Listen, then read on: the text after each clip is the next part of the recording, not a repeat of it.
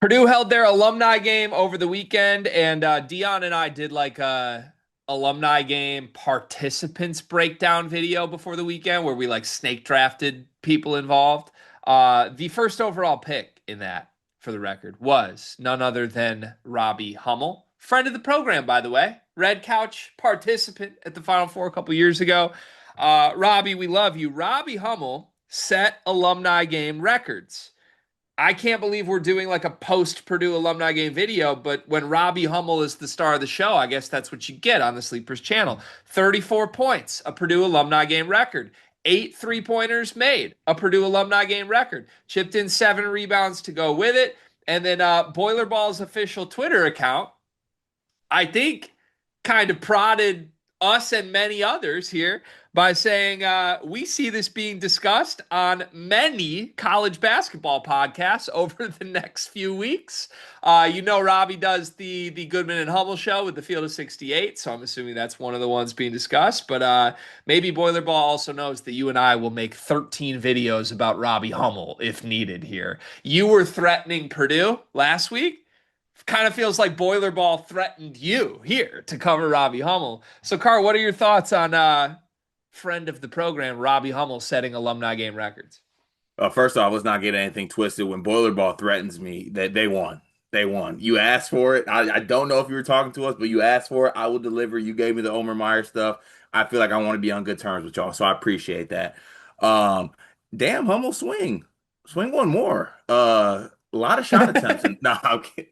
No, this is it was fun to see like all the clips of it too, because we got like a Hummel dunk in this. We also got like Hummel really getting shots up, which I really like because I think there's a time and a place to remind folks, Mr. Hummel, that you are still one of them ones, and we might be looking at the summer of Hummel too. Like, got the NBA deal going on now, gonna get more Hummel. Also, still got it. Get a hand up, please. Mackey is the arena that he built in my eyes. So, yeah, it was a fun thing to see him come in there and do that. And I feel like looking across to a lot of Purdue fans, like that gave them like what is the word, nostalgic type feelings, like watching Hummel go dumb and Mackey again. Yeah, I mean, the jump ball here was Hummel versus Jawan Johnson, two of the baby boilers. And I'm trying to put myself in a Purdue fan's shorts, right? And I feel like when you go to an event like this, if you're going to pay attention to it at all, you're basically hoping for this exact outcome as your best case scenario, ideal outcome. You want to go see two guys that you grew up watching or you have fond memories of 20 years ago show up and just be special. And I feel like Hummel and Juwan, and honestly, kudos to all parties involved. There were 6 coaches, there were like 50 players here. Feels like all parties involved sort of set this up in a way that allowed Robbie and Juwan to like kind of drive the event and ultimately let Robbie. I'm not saying anyone let this happen because he himself went for 34 and 7. Those are numbers that he made happen. But it was in a spot where it was conducive to Robbie Hummel sort of stealing the show. That's great for all parties involved. I'm sure everybody had fun with it. I can't believe, just from an outsider's perspective, I can't believe how many people went to this. I mean, I can, knowing Purdue fans, but like, isn't this just such a unique, special part of the Purdue basketball culture that like, number one, you got this many people to come back for this, but number two, all the fans and former players. Like Zach Edey was there again. Lance Jones, Mason Gillis, Ethan Morton. It felt like this was like a sellout just to watch a bunch of 60-year-olds play pickup. And ultimately, Robbie delivered a show that fulfilled whatever people showed up for, you know?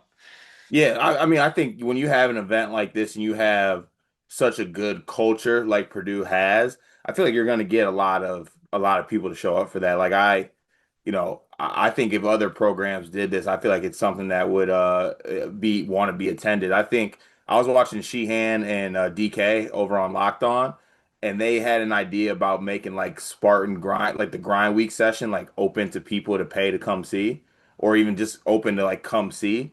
I think it would be a great turnout. But I think this is fun for people who are fans of Purdue basketball. Like I put myself, if I was in a Michigan State, kind of bubble in this one.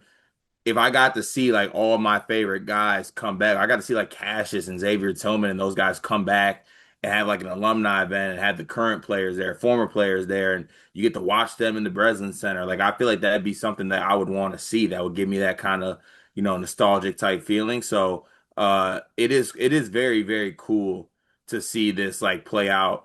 And it's also very, very cool too that it was a like Robbie Hummel show. Like I don't think we're, with all due respect, we're not doing this video if Isaiah Thompson set the alumni game record. You know what I'm saying? Like Hummel doing it makes it special.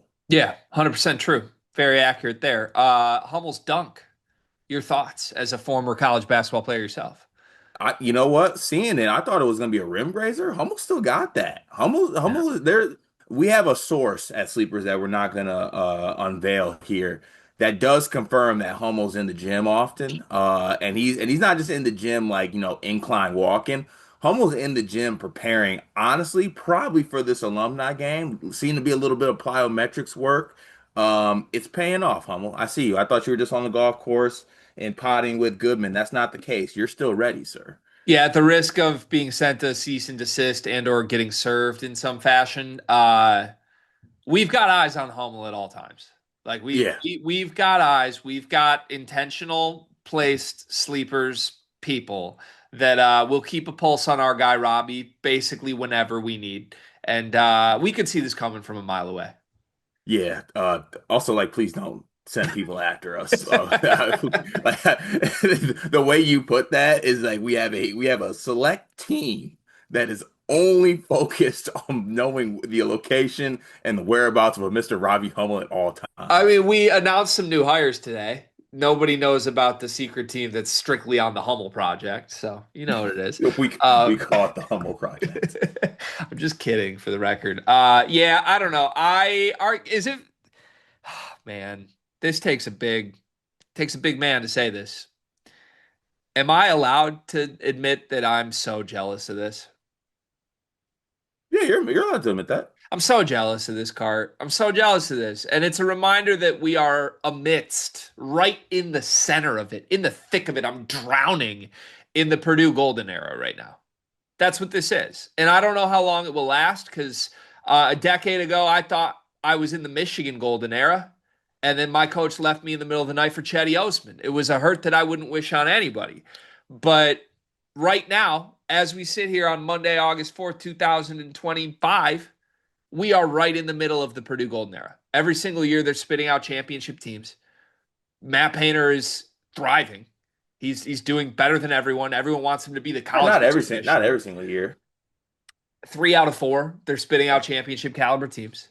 They've had multiple National Player of the Year candidates, basically 6 years running. Like we are just, he's always been a great coach. It's always been a healthy program, but we're knee deep in the middle of the golden era. And as you mentioned, when you're in the middle of the golden era, that's when you get special appreciative moments like this happening concurrently. You mentioned it'd be cool if Michigan State did something like this. Dog, you could go to Moneyball right now and watch Trey Holloman hoop. What do you mean? Don't do that. I'm just saying, like if you want to watch program legends compete, he's there, right there. He didn't play. He was there. He didn't play. He brought his hoop shoes. Kiss my ass. Did he hide the logo? Did he?